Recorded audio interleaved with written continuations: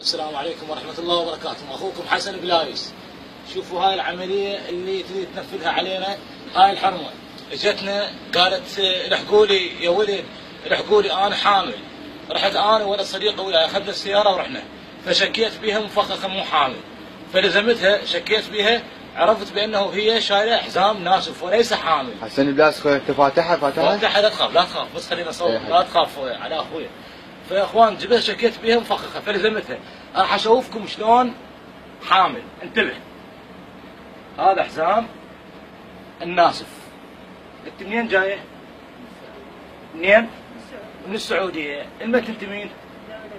الدولة الإسلامية. ليش تفكرين نفسك على الحشد الشعبي؟ ليش تفكرينه؟ شو تصيرين؟ مسلمة؟ واحنا كفرة.